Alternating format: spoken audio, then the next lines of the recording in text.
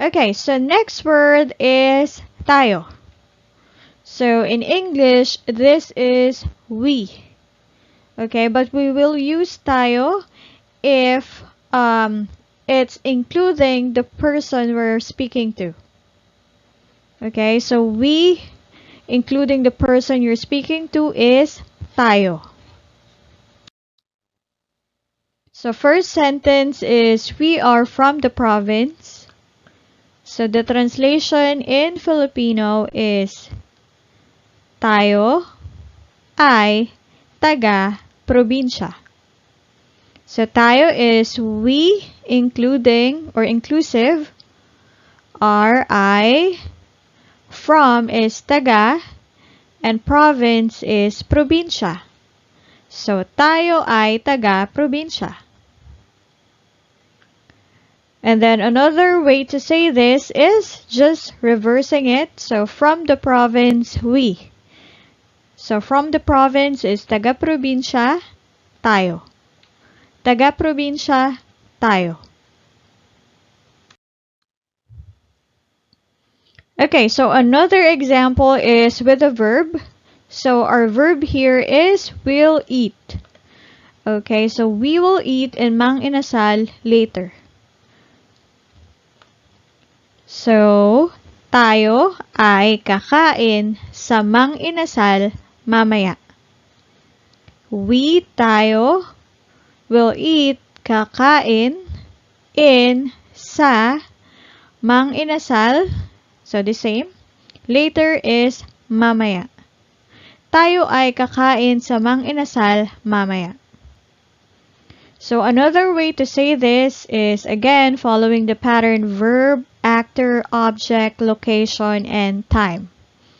So, our verb here is kakain or will eat. The actor or the subject is tayo. So, that's we inclusive. So, object. So, there's no object. Location or the place is in Mang Inasal. So, in Tagalog, that is sa Mang Inasal. And then, time is later or mamaya. So, kakain tayo sa Mang Inasal mamaya.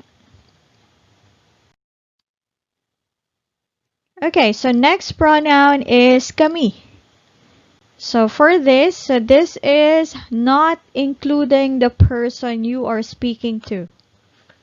Okay, so we excluding the person you're speaking to is kami.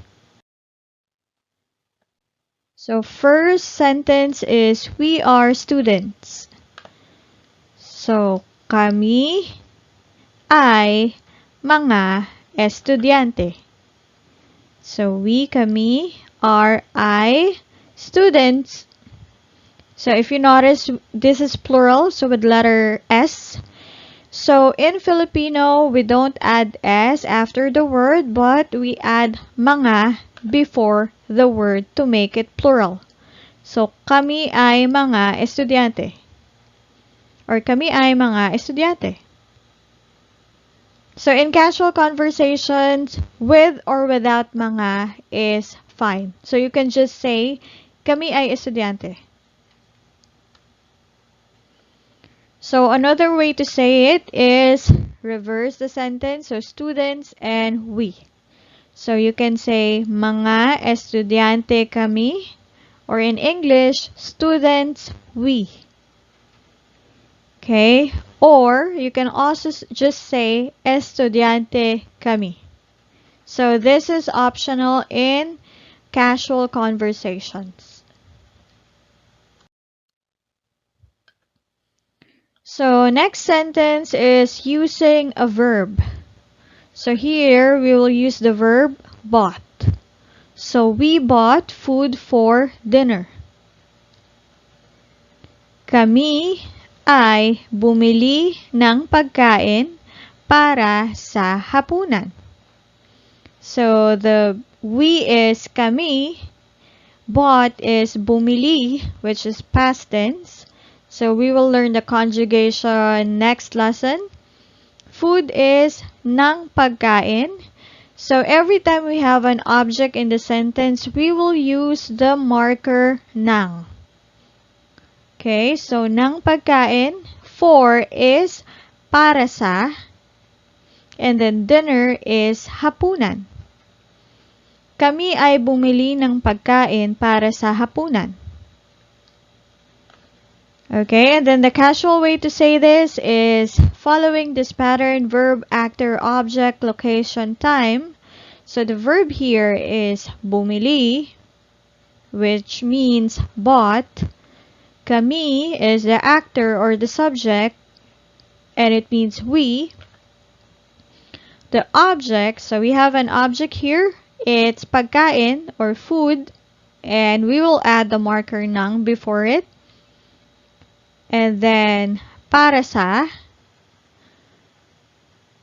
for, and then dinner is the time, sa hapunan.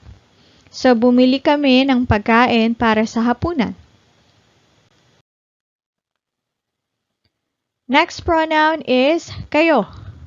So, ka or ikaw is you singular or one person. And then you plural or more than one person is kayo. Okay, so you are my friends. Kayo ay mga kaibigan ko. Kayo is you, plural. R is I. Mga kaibigan. So this is the plural of friend. So this is friends.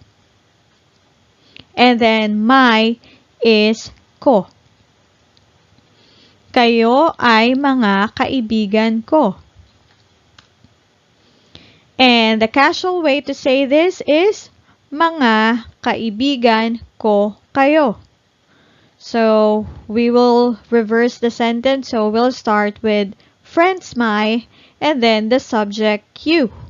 So mga kaibigan ko kayo. Mga kaibigan ko kayo. Okay, so next sentence is with a verb. So here we will use the verb cooked, past tense. So the first sentence is kayo ay nagluto ng adobo kanina.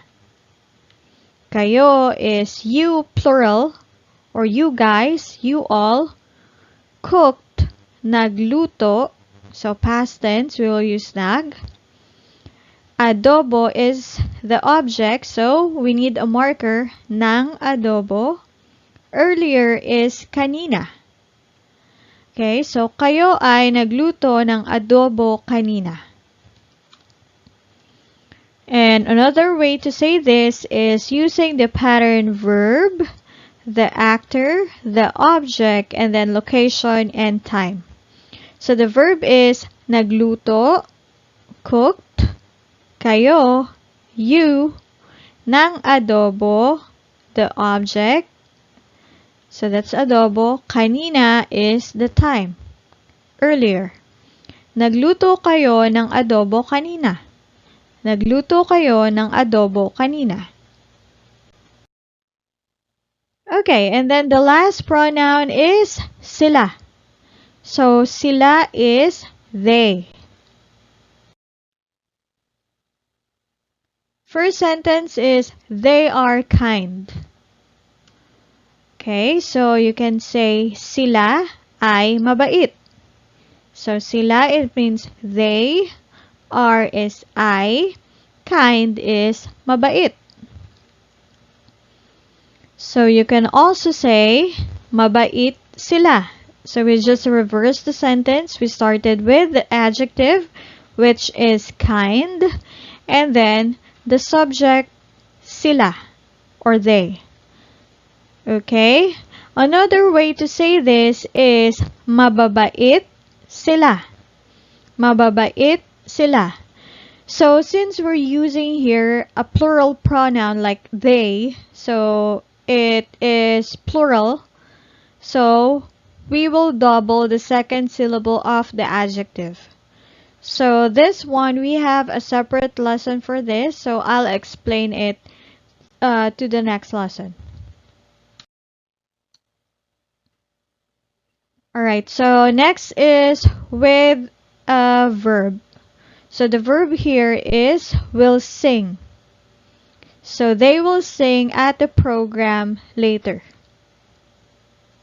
So sila ay kakanta sa programa mamaya. They is sila, will sing kakanta at sa programa later mamaya. Sila ay kakanta sa programa mamaya. And another way to say this is, so pattern, verb, actor, object, location, time. So the verb is kakanta, will sing. Sila is the actor or the subject. They, the object, so there's no object. Location. Where are they going to sing? So at the program, so sa programa. So that's a location. And then later, or the time is mamaya. Okay, so kakanta sila sa programa mamaya.